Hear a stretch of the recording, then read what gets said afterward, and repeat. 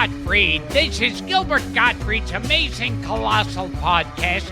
And tonight, my co-host Frank Santopadre and I speak to the legendary Penn Jillette of the legendary magic team of Penn and Teller. We'll be discussing several fascinating stories, like the true story of how the great magician Harry Houdini died, the first time Penn met Jerry Lewis, how the movie The Aristocrats came about, his years and having to tell his parents he was going to clown school, and a true story about the time he brought me a porn star on my deathbed. Ladies and gentlemen, Penn Jillette.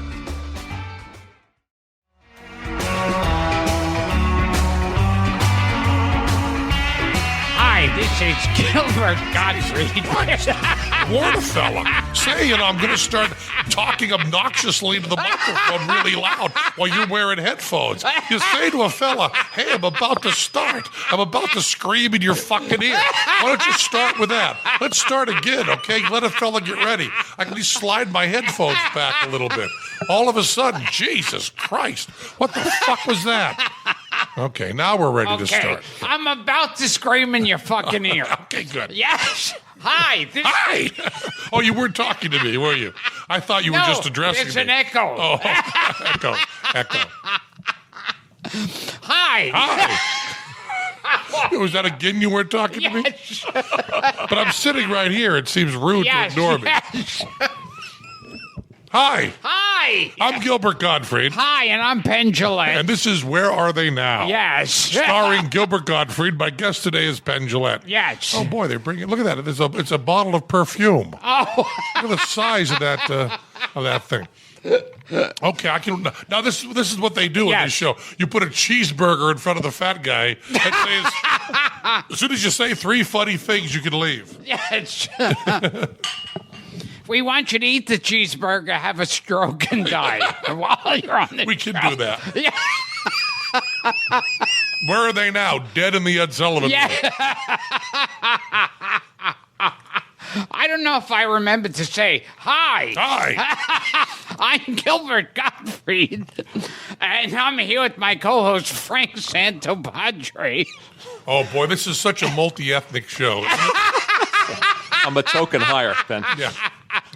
We just have all ethnicities are represented here. And Thank we're you so here much. with Penn Jillette.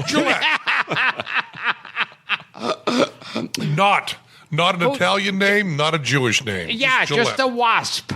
Yeah, I suppose so, yeah. Yeah.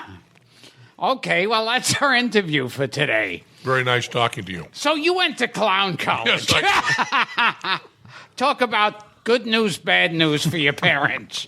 Hi, I'm going to college, but it's clown college. it was, it broke my parents' hearts.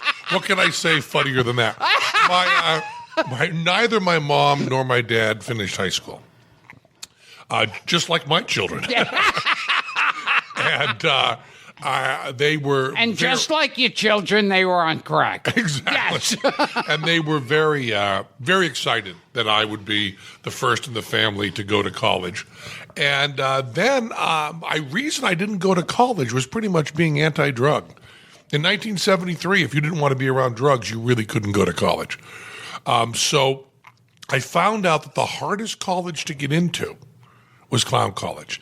They had the largest ratio of applications to people that, at least that's the way they spun it. Yeah. That can't possibly be true. No. And I was the youngest to go to clown college, and they let me in. I was the last one accepted. I've always been the bottom of my class in everything I've done. And they let me in because I was a really, really good juggler. I think the business plan was bring him in at clown pay and have him juggle. Now, this may not seem like high finance to you. But I'll tell you, in the circus world, that's the thinking of Bill Gates. I mean, that is the level of high finance that these clowns operate at. And I went to Clown College. It was a 3-month program. It was the first time. So you were from a big city. Yes. You don't need to mention the name. No. I am from a little tiny town. I am from, in your mind, Hooterville. Yes. Mayberry. And I had never met a person that thought even for a moment about being funny, thought that might be important. Now, the people at Clown College thought about it and then didn't do it. But at least they thought about it. And that was a really big deal for me. I was 17 years old. I was away from home. I was down at Ringling Brothers and Barnum Bailey, greatest show on earth, Clown College, which is what you're supposed to say every time. See, if we were actually working on the payroll, every time that you said Clown College, you would have been docked in your pay. They had a media class for us, and we were docked every time we did not say Ringling Brothers, Barnum and Bailey, greatest show on earth, Clown College. So if you were doing a sentence, you were not allowed to use pronouns or abbreviate. So if they said to you, if they were interviewing a clown, like outside Madison Square Garden, and he said, yeah, well, I've been with the show for 4 years, he got docked like half a week's pay. I've been with Ringling Brothers, Barnum Bailey, greatest show on earth for 4 years. Fascinating. So did you ever come home to your parents and go, Mom, Dad, I got an A in wearing big floppy shoes? Well, actually, I was in remedial. I was in remedial makeup. I really was. I was appalling at makeup. So I had to go in when everybody else had the time off to run around Florida in hedonistic clown ways, and I had to go back in and practice putting shit on my face. Literally. Yeah, well, yeah, how to put shit on your face. Perhaps not literally, but yes.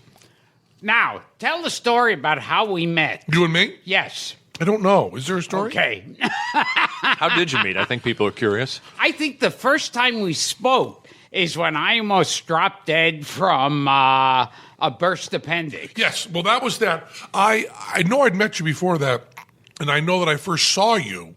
Like the first day I came to New York City, I went to the Improv and saw this guy on stage with a piano player doing like all these punchlines to people's jokes. Like 2 a.m. to an empty club was the first time I saw you and thought it was just the greatest thing I'd ever seen. It was New York City to me. I'd left a small town and come here and seen this kind of really different stuff that you wouldn't see anywhere. And I love that. But Howard Stern called me. And this is why I want to say to the children that may be listening, stay away from slang. Slang is a really dangerous, awful thing. Howard Stern called me and said, hey, Penn, you know Gilbert? And I said, yeah. And he said, Gilbert's really sick. I said, yeah, he's great, man. He said, no, he's really, really sick. And I said, I think he's the best. Absolutely true. And he said, no, he's like sick. His like appendix is fucked up or something. And I went, oh, he's sick? And he said that you were knocking on heaven's door at a hospital. And Me and Bob Dylan. Yeah, and that I should go visit you. And, of course, I do whatever Howard Stern says. Yeah. So I showed up, and you looked terrible. I don't think I've ever seen someone who was supposedly in my peer group looking that close to death. You looked 110 and like you were just out of Auschwitz. I mean, it was just... And I was about to take a selfie in front of you, smiling. You looked horrible. I mean, horrible. Yeah. And you hadn't paid for your TV. The TV... That shocks me. The TV was 50 cents a day. 50 cents a day. And he hadn't paid. And as I recall... you were going to be in like another 30 days, and you weren't going to have any TV because it's 50 cents a day. So I paid the $15, $15, and said, "Let him have TV forever." And for that, you were so indebted. And I remember during the time you were in, everybody went and visited you the first week. Yeah, everybody. Yeah, Robin was there. Howard was, everybody. Yeah. Everybody. Second week, nobody but me. Third week, it was me, but my mind was wandering. And I brought you all sorts of shit. I remember I brought you a porn star. I stuck a porn star in you, and you didn't care. Ginger Lynn. Ginger You Lynn. didn't care. Wow. That's how bad shape I was in. No, that's how little sex drive you were. Well, nothing with being sick. Yes. But I brought Ginger Lynn in to blow you. Yes. And but I had a long rubber tube in my dick. Yeah, so it would have been a little difficult. I was so amazed when the word long came in the description of your dick, and then followed by rubber tube. Yes. Of course, I understood it. But you can imagine my dismay when first mentioned. No, I had negotiated with Ginger Lynn. I had something on her, actually. I really did. I had a piece of information she didn't want out. And I said, why don't you go blow Gilbert? I won't say. And that's the way show business works. So I thought, well, how could you be more of a buddy than delivering a porn star to your friend in the hospital? And an A-list porn star. I would think so. Not any porn star. No, not any porn star. Yeah. Really right there. Yeah. And Ginger was very happy. And you were just uncomfortable. Because, see, this is... So then the next time I wanted to bring someone up, I brought a magician. Because I figured if you don't like porn stars, if you have no interest whatsoever in sex, a magician you must be loving magic. I'd love a magician to suck my dick. The long rubber tube, as you call it. I always jerk off to Doug Henning. Yeah. Doug, dead, yes. you know. Yes. Dead, before he got to be on this show. That's what gives me a hard-on. Fill in. Oh, okay. As Penn takes a bite of his burger at the Friars Club. This is like one of those shows for the blind. Penn takes a bite of his burger. I actually know the guy. I really shouldn't have eaten this. I actually know personally and consider a friend of mine the guy who went to the Supreme Court against the blind. He went and argued in the Supreme Court that they should not have the verbal descriptions on TV for the blind mandated by the federal government. Oh, the closed captioning. Yeah. Well, it's not closed captioning. Oh. Yes, when that voice narrates it. Right. What am I saying? It's That's narration. for the deaf. Yeah, the closed It's captioning so hard. wouldn't really help the blind.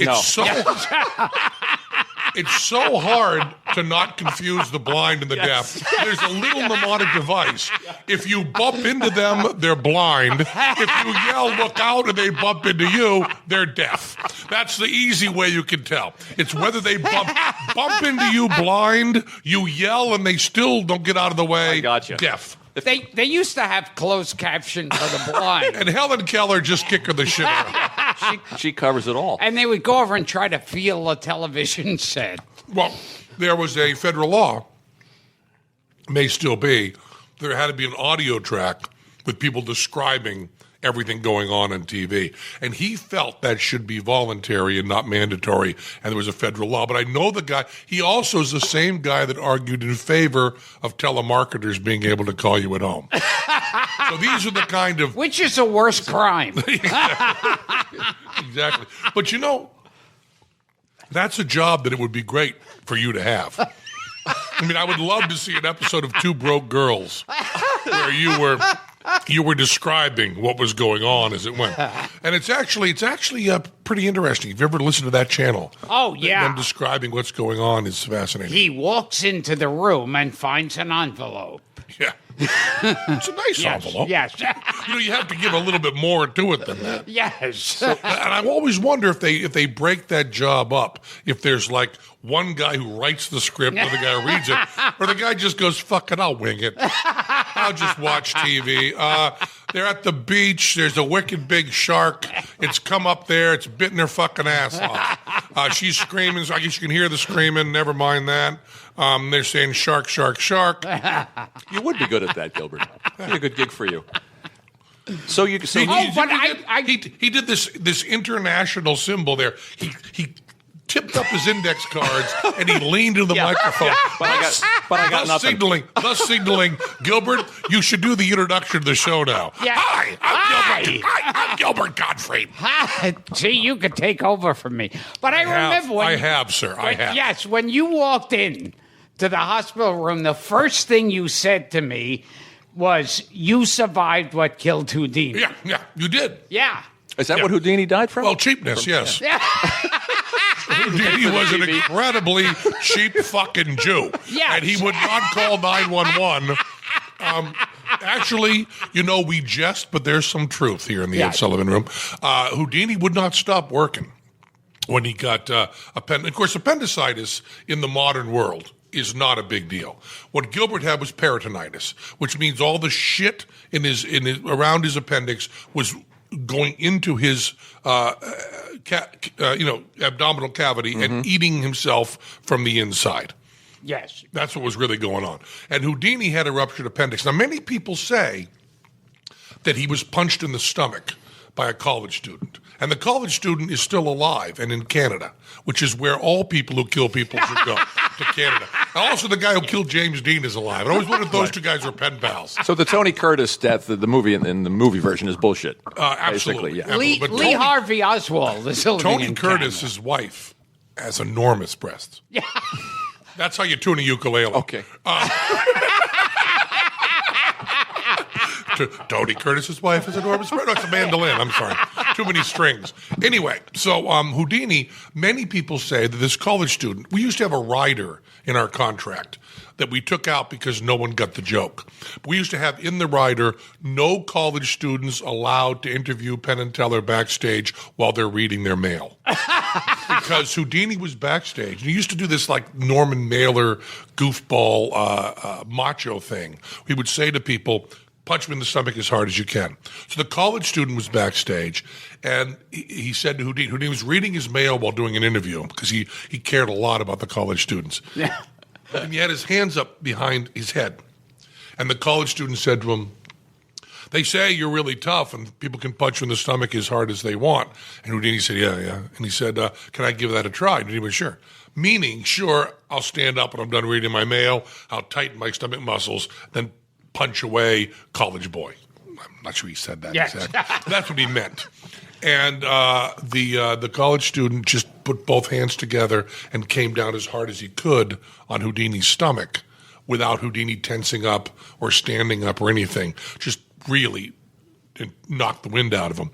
And people say that ruptured his appendix and killed him, except there is no evidence of any boxers having a ruptured appendix or being hit in the stomach. And they get hit harder than a college student in Canada. I don't know much about sports, but I'm thinking that Iron Mike Tyson can punch harder than a college student in Canada. And anybody in Canada who thinks different, I'll get Iron Mike on the phone. Anytime, any place, you Canuck bastards. Come on up. We're going to get my stomach. I'll have you hit me. Then no, that bad idea. Back myself into a corner there. No, I don't want any college students in Canada hit me.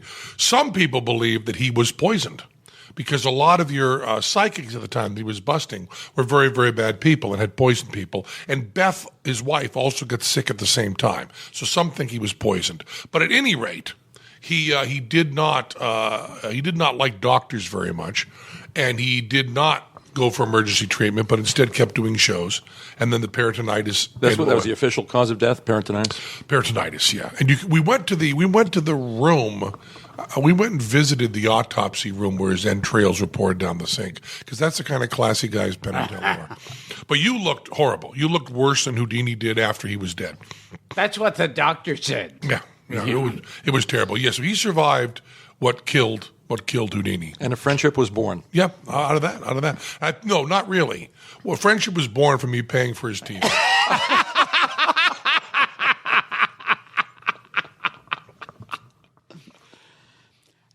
Now, he just did a breath and then tipped up his index card. Oh, okay. Yeah, I do that a lot. Yes.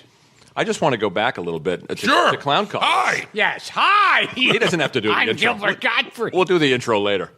Why did you leave Clown College? I heard because you weren't. Why did I leave where? Didn't you leave Clown College? Leave where? Clown College. Oh, Where? I'm sorry. Ringling Brothers, Barnum and Bailey, Clown College. No. I got it wrong. Ringling Brothers and Barnum and Bailey, greatest show on earth. Clown College. Yeah. Forgive me. It is a 3-month program, and at the end they offer contracts to X number of people. So you sit there like you're on a bad reality show, which incidentally should be a bad reality show. Clowns! And you sit there in the arena, and they call you up and offer you a contract. So some of the people are offered contracts. Essentially what Ringling Brothers, Barnum Bailey, greatest show on earth, Clown College was. It was a 3-month program. They then could bring people in to the circus to work very, very cheap. The money you made on the Ringling Brothers Barnum Bailey Greatest Show on Earth show was not high wages. It was, and he lived on a train with little people. And Gilbert's favorite. And so I was, after they had given X number of people contracts with the circus and given Y number of people thank you notes and diplomas and sent them on the way, I was sitting there alone in the arena, just one lone clown in the arena. And then finally Irvin Feld, because Irvin Feld, the man who pretty much invented payola, was moved rock and roll into stadiums and so on. He was left to have the conversation, and he went.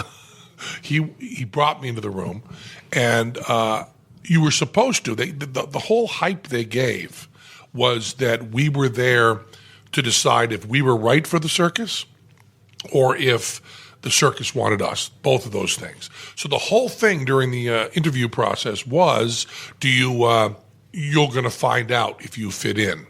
So I went in, and he said, we're having a little trouble with you, Penn. And I said, well, that's not a problem because I don't want to go with the circus. I spent this 3 months, and I don't think I will fit in. I don't want to go. And he said, what do you mean?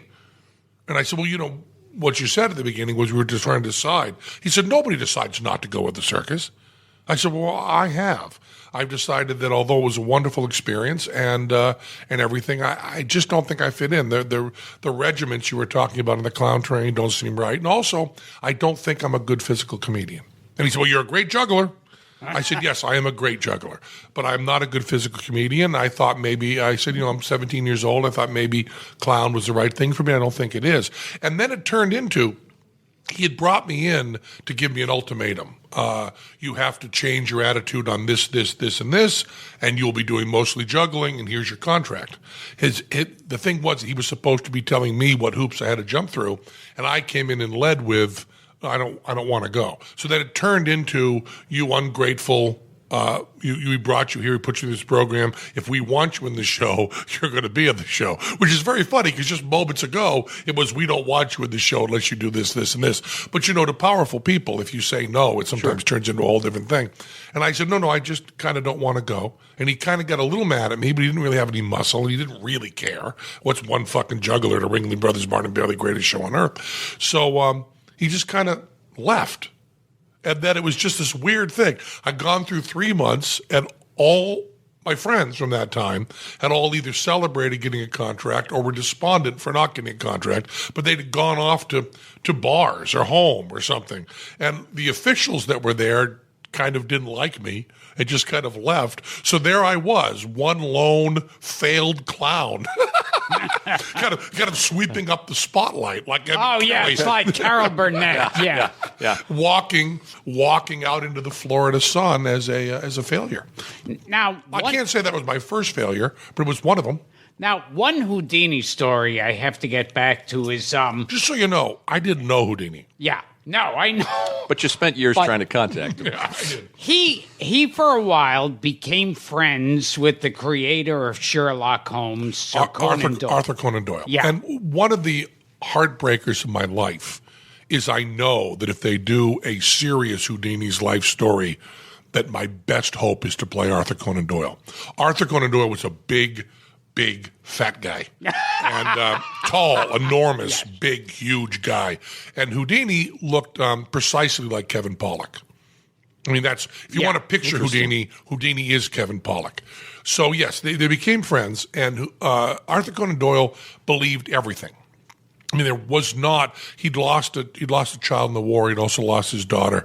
He was in a great deal of mental anguish and sorrow, and his wife especially believed in automatic writing. She believed that spirits contacted them. They were in touch with all this, and Houdini, of course, didn't believe any of that. Although I try to claim Houdini is an atheist.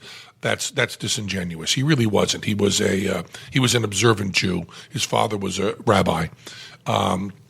Eric Weiss was his name, and born in Budapest.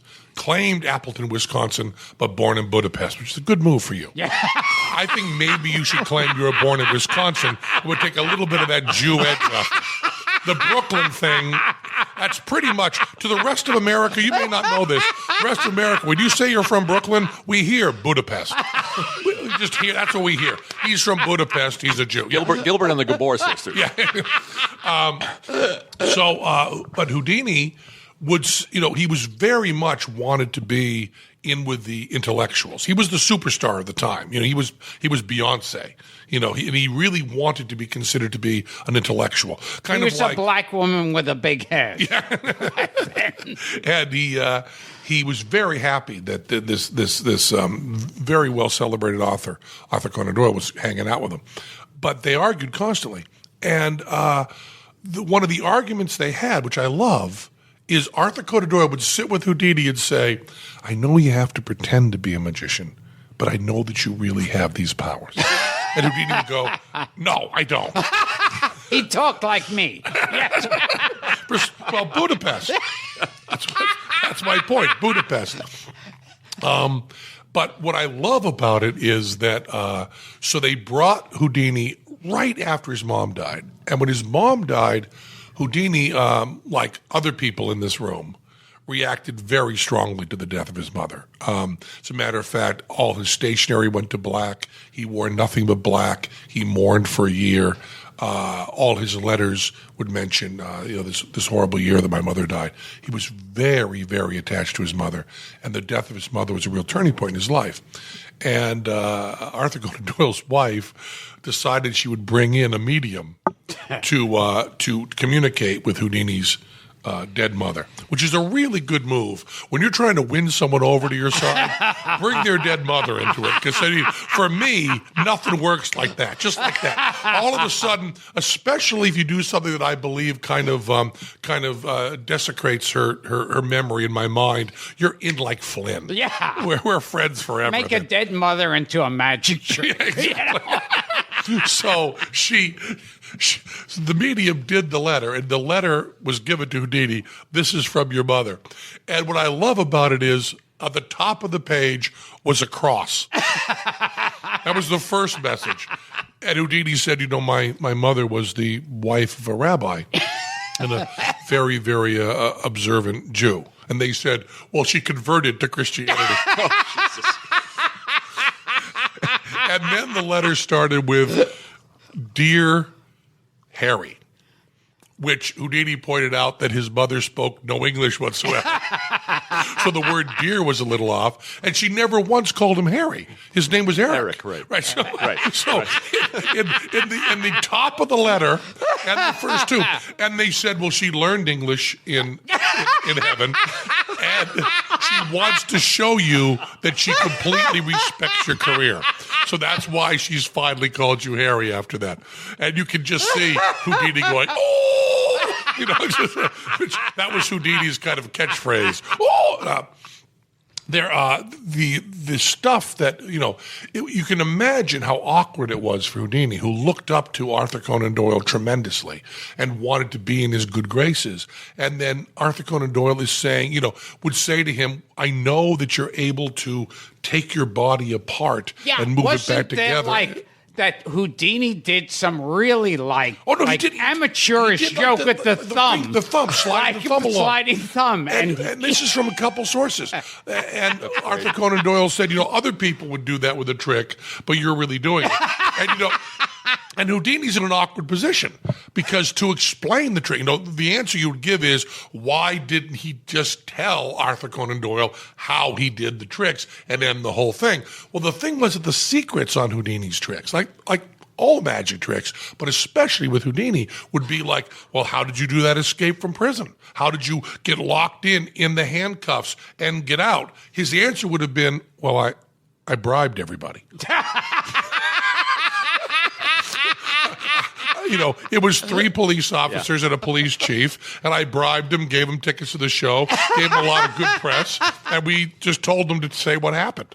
I mean, in most cases, that's what he would do. What I loved about what Houdini would do is Houdini would, when he went to town, I don't mean by when he got excited, but when he arrived in a town, he would get the local, whatever the big business was, if they made casks or something, he would say to them, why don't you challenge me to escape from a giant cask that you will nail shut?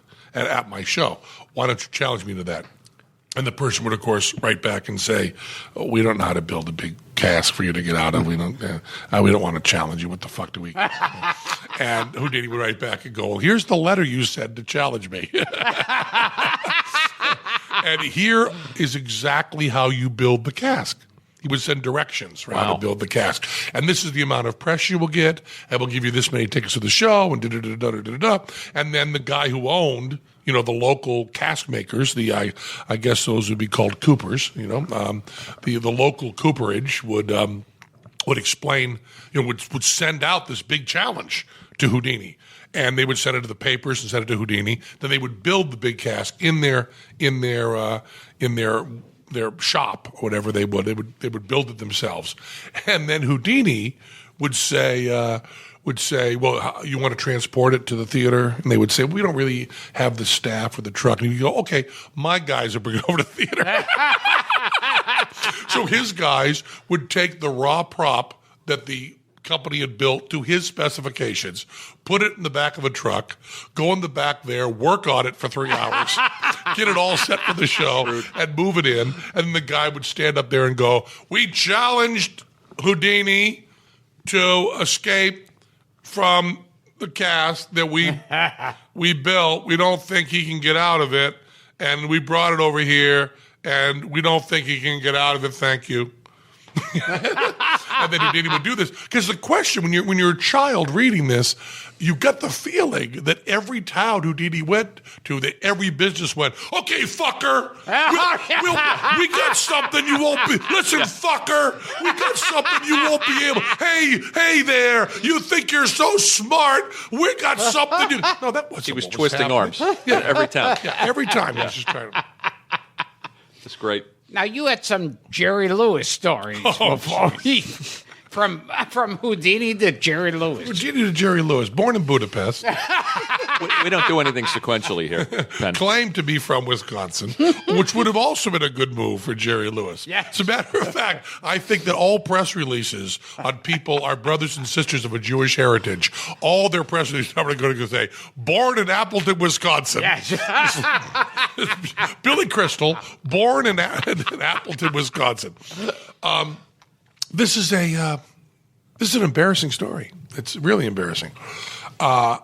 We were up at the Montreal Comedy Festival just for laughs, and there's a French word for that too.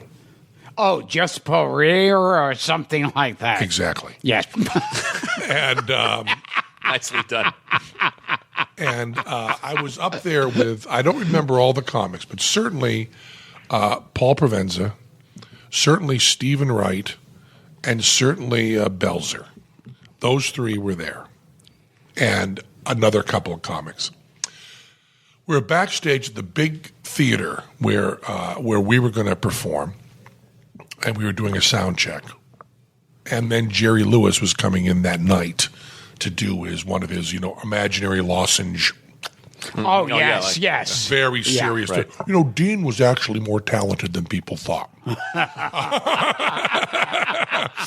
That kind of thing. What we had was a love affair.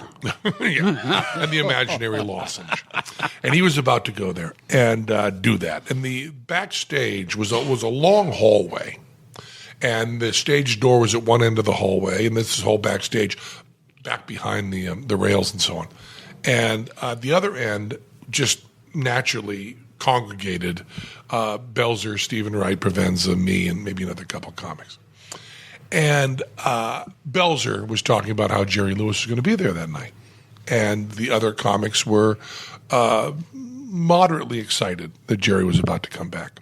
And I was going, I just don't understand what the big deal about fucking Jerry Lewis is. I mean, yes, back in the 50s with another guy, he did really, really funny stuff. And then he became a Percodan addict who's just embarrassing and stupid, and we still spend all our time blowing him because he was good when? 40 years ago? I mean, this is just insane. I don't know why we give respect to this washed up fuck who's never been nice to anybody, a drug addict, and really hasn't. I mean, what are you going to say? That Hardly Working is a masterpiece? And I'm holding court, and I'm carrying on about how Jerry Lewis should be taken down a peg or two, and that these guys excited about seeing Jerry should just shut the fuck up about that. At that moment, at the other end of the hall, the door opens, and in walks Jerry Lewis, as I am talking about him. And Jerry looks around and sees Teller and then sees me. We've never met him before. And Jerry goes, Penn and Teller, and I'm dangerously near you. And he walks across and comes over and says, Penn, I've wanted to meet you. Puts his hand out. An awkward position to be in. Very awkward. So what, and I hope that my children hear this podcast. I did what any real man would do. I cried, and I said, Jerry, you're the greatest comedian who ever lived. I mean, when I was growing up, no one's ever been better than you. I remember when I was growing up in Greenfield, I went and saw like the errand boy, and it was the greatest thing. I mean, to be in comedy is just to be like, trying to be like Jerry Lewis. It's the greatest thing ever. And then I hugged him. And then Jerry went, thank you so much. And I went, I just can't. I never even thought I would meet you. If my mom and dad knew I was meeting you now, it would be the greatest thing in the world, Mr. Lewis. I just love you. And Jerry went, well, very nice to meet you. And then Jerry called Teller's parents to do a little thing. I'm here with your idiot fucking son. And Teller said, oh, wonderful, Mr. Lewis. That's great. Great. And Jerry kind of waves at Stephen Wright and Belzer and Provenza, and then goes out to do a sound check. So now I have tears in my eyes, and for the first moment since Jerry walked in the room, it kind of floods over me what I've just been saying and who is behind me. And the way that the geography works is I cannot see Belzer, Provenza, or Stephen Wright. They're behind me. I've turned to address Jerry, and it's a hallway. So I now have my back to them. So I now have to turn around. And I turn around, and I see these faces who have just, for the first time in their life, witnessed Satan. I mean, they have never seen such pure, unadulterated hypocrisy and evil as I have just dealt them. They have never seen anything like that. And my hypocrisy has actually trumped comedy great Jerry Lewis coming in the room. And they are just appalled. I mean, the kind of look you would save for Charlie Manson or Hitler. I mean, really, in your life, you have not experienced that kind of pure hypocrisy from another human being. Have you ever? Never. Not close. So I turn around and see their faces, and I go, I was kind of surprised at my reason. I said I really didn't expect to feel all that. I guess seeing him when I was young, I guess but it was kind of felt like a big deal to meet him. I mean, I guess all that other stuff is, I kind of got to go. And I just remember the looks on their faces, just like, you fucking piece of shit. I remember another time talking to you about fortune tellers, and I couldn't remember the woman's name. And I said to you, you know that woman, that really ugly woman who sees into the future? And you remember? You guessed it. There was this very unattractive woman. I don't know what you're getting at. Yeah. No, this was one time I remember talking to you. There was like this unattractive woman. How many attractive women are there that see into the future? Usually they look like Pam Anderson. And you said like Helen. That's pretty good. That is the most recent reference that he's ever done. It's unusual. Pam Anderson's pretty good. She's only been dead 3 years. Yeah. Usually I say Theta Barra. There's a piece of ass. That's how we warm up. There was that one Helen something. What are you trying to do? The one that could see into the future. She was the one who actually turned into Who's on First. Who was her name? The one who could see in the future. Who? I'm talking if there's someone could see in the future. Who? That's what I want to know. Who is the name of the person that sees in the future? What's the name of the person? What's the name of the person who can bend spoons with her mind? I don't know the person who can... Psychokinesis! I don't know the psychokinesis. What bends spoons with her mind and who can see in the future? When he bends spoons with his mind, who gets the money? Every penny of it. Sometimes his wife comes in and collects the check. Wife? Exactly. So exactly takes the money. Exactly takes the money. Pays off, I don't know. To a bribe, to what? Triple play, the mark goes down, the graph squad comes in. That's great. So we don't know the name of the psychic. We don't know who this woman was. Helen something or other. She was like, she used to be in the papers on TV all the time.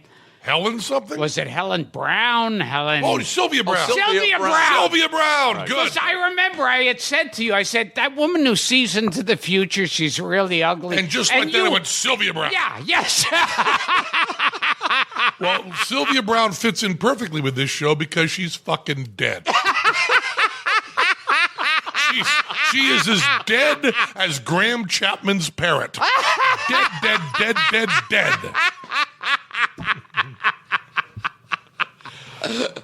You just mentioned Paul Provenza. So speaking of Provenza, we have to ask you about the Aristocrats and where it came, and where the idea came from. And it was not inspired by Gilbert's famous night at the You Have No Roast. No, there's a chronology problem with that, in that we already had shot what Gilbert did in the movie before he did the 9/11 roast. That movie.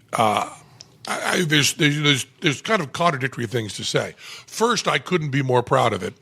And second of all, it's all Provenza. So those two are kind of Penn and Teller, and I'm dangerously near you.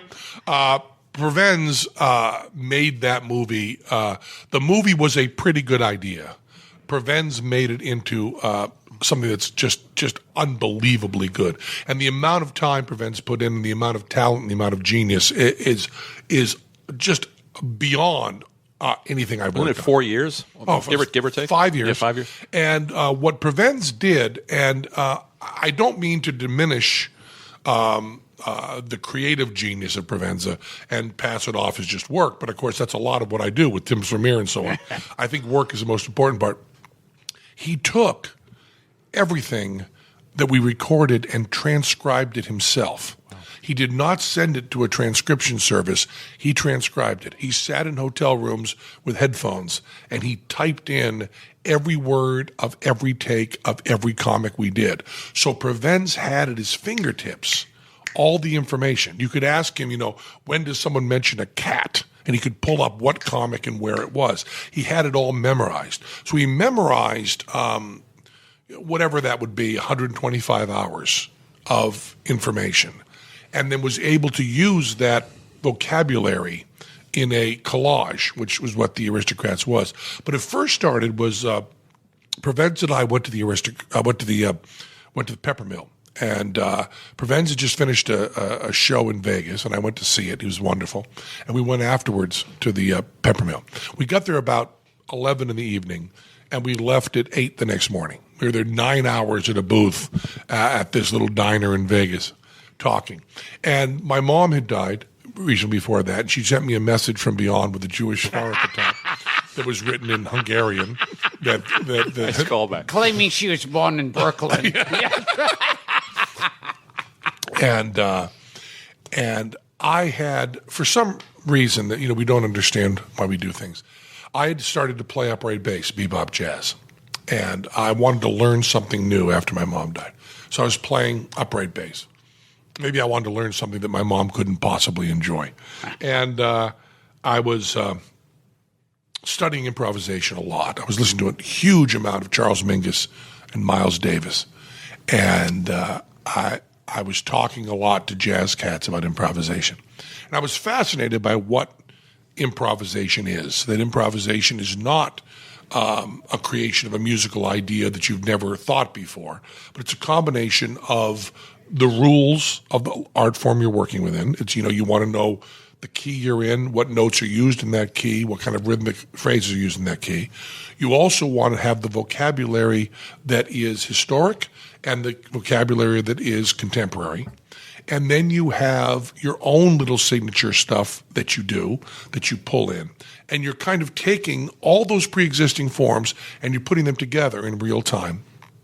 And then you have that very small percentage, that little tiny piece of the pie that is real improvisation that's happening in real time right then, once all those other things are done. So if you've got a 10-minute improvisation, you might have out of that 30 seconds that actually hasn't happened before. If you were to break it down, the guy, the cats at Berklee School of Music who transcribe every moment of every Bird solo and every Miles Davis solo, every Charlie Parker solo, and Coltrane.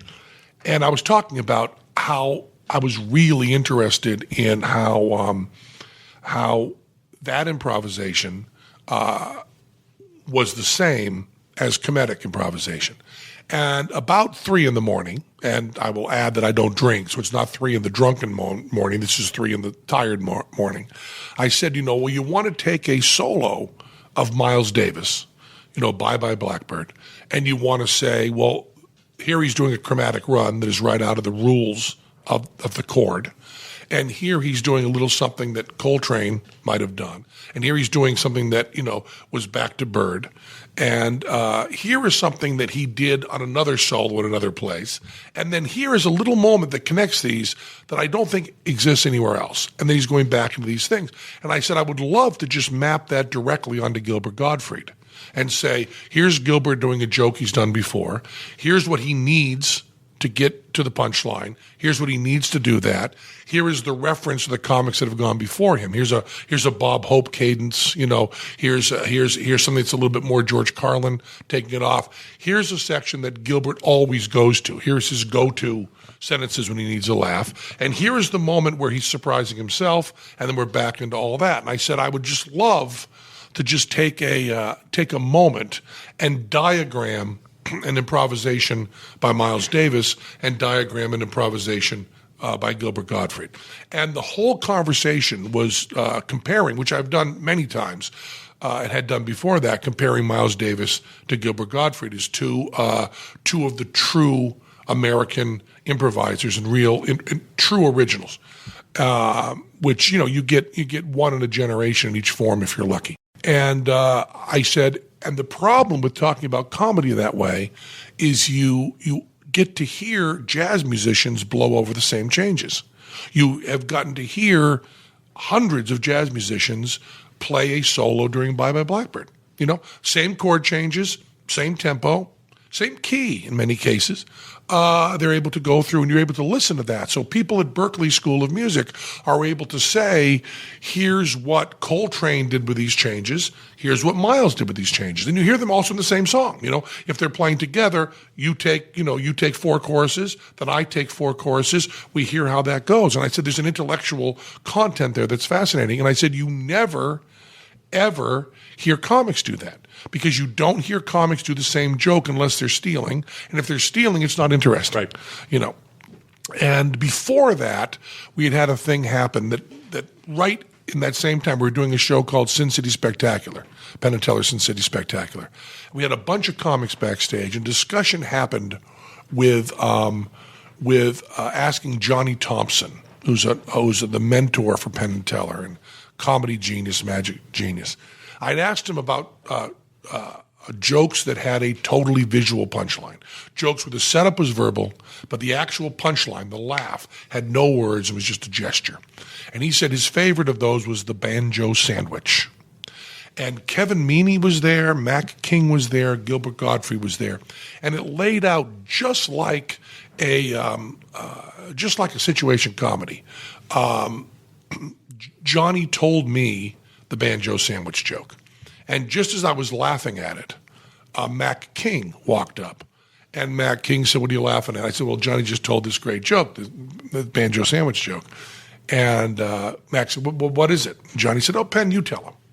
So I just heard the joke from Johnny, and I turned to Mac King and said, and did my version of the joke, which I was very aware was different than Johnny's version, but got us to the same place. And at that point, and I'm making this up now, I don't remember exactly whether it was Kevin Meaney or Gilbert or somebody, but Gilbert walks up and says to Mac King, "What are you guys laughing at?" And Mac King said, "Well, Penn just told this banjo sandwich joke." And I go, "Mac, why don't you tell it?" And Mac turns to Gilbert and tells him the banjo sandwich joke. And Kevin Meaney comes up. It's just perfect. And I said, "Gilbert, why don't you tell it?" And of course, now the joke has gone from a diner in the Midwest, to now we're at a diner in Brooklyn. And now, or in Budapest.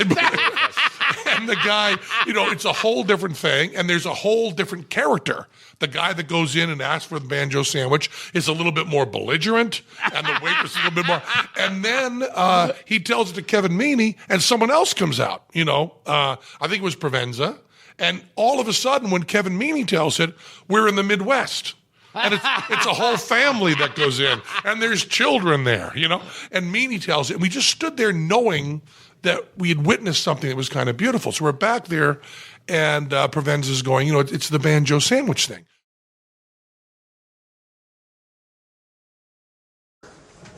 There's a sign on the counter on the diner that says, "Special of the day, banjo sandwich." Guy says to the counterman, "What's a banjo sandwich?" Guy says, "Try it, you'll like it." So he orders a banjo sandwich. He sits down. Counterman brings the thing, 2 pieces of untoasted white bread, 2 soft-boiled eggs, and some mayonnaise. He says, "What makes this a banjo sandwich?" The guy says, "Try it." He says, "Okay."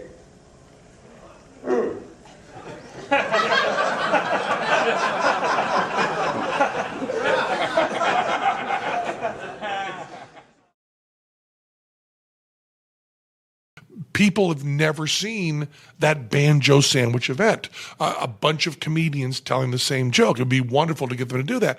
And then, this is hours later. We're still talking about the banjo sandwich event, the Gilbert and Miles Davis comparison with improvisation and telling the same joke. And then Provenza and I had conversations about the Aristocrats, which was the joke that people would tell backstage to one another, and there were all sorts of folklore about it. And it was in the Leghorn book. No, that's not the right name. Leghorn's Foghorn Leghorn. But, yes. The Legman book, and then I think it was Provenza that said. I think maybe I said we should get 100 comedians to tell the same joke. And then Provenza said, and the Aristocrats. Because then it's something they can all riff on and all go different places and see where it's going to go. And then the first call I made was Stephen Wright, because we wanted to get tent poles in place, because you had to start with people that would go, "Oh, Stephen Wright is doing it," and I also knew that I could probably convince Gilbert to do it. And then the big moment was after I got 4 or 5 comics in place, I called George Carlin, and he was everything. And I said to George Carlin, I explained, the jazz musicians and Gilbert and improvisation, and we want to get up. And there was a long pause. And George Carlin said, "This is a really, really good idea. This is a great idea. And I wish someone else had gotten it. It's too good an idea for you to do. I'm afraid you're going to fuck it up." He said, "There should have been someone else doing this. But it's your idea, and you and Provenza are doing it. And don't fuck it up, man. Don't fuck it up." He said, "Here's a few of the rules. You're not allowed to sell it until it's finished. And once it's finished, you're not allowed to recut it, no matter who you sell it to." He said, "HBO is going to hear about this. They're going to come to you, and they're going to offer you a bunch of money to own it in advance. Then they're going to put a little stuff in, like put a little more Robin Williams in, a little less Gilbert. They're going to do all this. You should sell it, but wait till the movie is completely done. I want that promise from you that you will not edit it after it's sold." I said, "Okay." And he said, "And just please don't fuck it up." And it was great because it gave us this really weird positioning point. Because when we were selling it, people would come to us and say, yeah, we're interested in buying this, and we might want to do a little bit of changing and some adjusting. And I would go, I'm sorry, we are contractually obligated to the comics in this to not change from what way we actually cut it. If you cut it even a minute, we lose George Carlin. You have to cut him out of it. That's the deal we made with him. So we had this huge thing. If you want more Robin Williams, you lose George Carlin. It's as easy as that. And so that gave us a huge amount of power. And I remember, speaking of me breaking down and crying, and was when George Carlin came to Vegas, and he saw the Aristocrats, and he finished the whole thing, came to me and said, "Well, Penn, you didn't fuck it up." And didn't he call it a snapshot of the art of stand-up at the turn of the century? Yeah, he also called it that. Yeah. Really sums it up. Yeah, it really is. But I was so interested in. I wasn't as interested in the chronology of it as I was in the idea of improvisation and what that means. And the other part of the story that is so kind of nutty is I was in Newfoundland, which is where my people are from. Yeah. It's kind of my Budapest. Yeah. You people killed Christ. Yeah, Yes. we froze him to death. Yeah. We clubbed him like a baby seal and then froze him to death. I hope Betty White's not listening to this show. She gets very upset. Yes. I was up in Newfoundland in a honeymoon with my wife before we got married, as the kids say.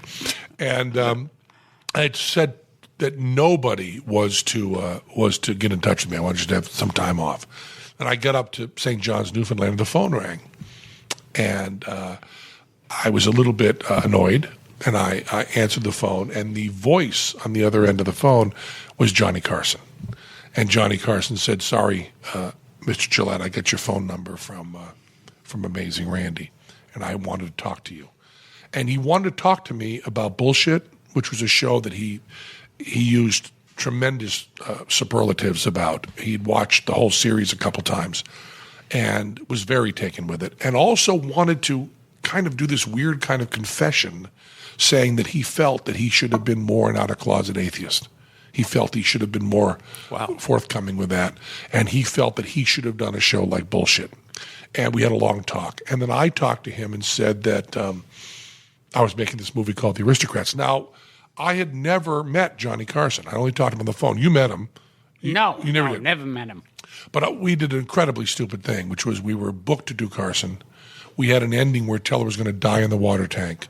Johnny didn't want it. So he said, okay, we won't change. So they ended up putting us on with Jay Leno as a guest host. We were on The Tonight Show with Johnny Carson, but with Jay Leno. So I never met him. And I knew from doing The Aristocrats was Johnny Carson's favorite joke. And Provenz and I actually had words about this because I started talking to Johnny about The Aristocrats and told him all about the movie. And Provenz kept saying, you need to ask him to be in it. And I said, no, he told me he's retired. He's doing nothing more ever. Publicly. And I said, I'm respecting that. I'm not asking him. So by emails and phone calls, we went back and forth with Johnny Carson, and he gave us a huge amount of advice on how to get in touch with certain people and how to do it and how to do that. And for whatever sort of weird kind of personal rules thing, even though I was talking to Johnny about The Aristocrats all the time, he was telling me it was his favorite joke. He was giving me little parts of how he told it. I never said to him, Johnny, would you be in the movie? Which would have been like a huge coup, but I just would not do it because he had told me, I'm not performing publicly anymore. And then to get him in as kind of a friend and then turn that around on him seemed unfair. So I kept telling him, here's the edit we got, and Provenza gave me the edit, and maybe it should be 90 minutes and don't go longer and all this talk. And then Johnny said, listen, we've never met, and I really want to meet you, and I really want to see this movie. So you're going to Sundance. You're going to debut the movie. Can you carve some time out in your schedule and come down to Malibu, and you and Provenza come to my home. We'll put the DVD in. I'll watch The Aristocrats with you, and we can have a wonderful evening together. And I went, yes, this would be fabulous. And I told Provenza, and we were over the moon. So now our goal was no longer Sundance. Our goal was the Johnny Carson screening after Sundance. And we brought the movie up to Sundance, and we screened it, and it went over very, very well. Very well. People really enjoyed it. And the next morning, after we had done business the night before, the next morning, Provenza and I met at a Starbucks at Sundance, or some coffee shop. We were sitting there, and we were just we each had a hot chocolate for breakfast, and we were just as happy artistically as I've ever been. Provenza had turned in an amazingly perfect movie, and on top of that, the world had kind of agreed that it was a good movie. It was a wonderful moment. We were just kind of, breaking our arms, patting each other on the back, and feeling great. And the phone rang, and it was I looked at the phone, and it was Amazing Randy. And Randy calls me, but he usually calls me at a time we know we're going to talk about something. It's very odd for him to call me at 10 in the morning, on a Saturday. It's just not the time he would call. So I said, I better get this. And I picked up hit the phone, and Randy was crying. And you can imagine how disconcerting that was. And I waited for him to calm down for a moment. And he said that Johnny Carson had died. And it was the biggest roller coaster drop I could have ever experienced, from this, oh boy, we're going to show the movie to Johnny Carson died. And I turned to Provenza and said, Johnny just died. And Provenza immediately, of course, just flowed out crying. And before I even got off the phone, before I even finished getting off the phone, Provenza had pulled out his phone. And he was talking to our editor and said, add a card at the end that says, for Johnny Carson. And that's all he said into the phone, and just hung up. And we never discussed it. He just did that, and it was added to it. So that's kind of the story of the Aristocrats from my point of view. Well, I brought down the room. I know. Wow. Yeah. That's the Aristocrats. I was hoping to upset you enough that I could eat a little bit of the French fries. Yes. Okay. Well, you just said okay like it wasn't on the mic. You said it like it was like a secret thing. We're doing an audio thing. You can nod, you can point, you can't go okay and pretend we didn't hear it. Yes. See, I figure if I whisper into the mic, they won't. Okay, I'll wrap it up now. Okay, I'll wrap it up. They won't know. This is between you and me. Very shortly, we'll wrap it up. I'll talk very quietly so no one can hear us. Hi, Gilbert. Okay, I'll try this again. Hi, this is Gilbert Gottfried. Hi. This has been the amazing Colossal podcast. I'm here with my co-host, Frank Santopadre, and my friend and Saint performer. Dad. Saint Dad? Holy Father. Saint Dad. Which is why I like your Vatican episode of bullshit so much. Saint Dad. I guess Holy Father is much better, but Saint Dad. Yeah. That's a sitcom. Saint Dad. Yes, Dad. I was in that. It's Major Dad goes to the Vatican. It was Artie Johnson as Saint Dad. Yes. So I've been here with Penn Jillette. Hamburger. Yeah, from... That's his nickname, Hamburger. Yes, Penn Jillette of Penn and Teller. Well, I played Hamburger in Saint Dad. Oh, okay. I hope you get cast as Conan Doyle in the Houdini movie, Penn. That's all I can say. I should. And Jamie Lee Curtis as Houdini.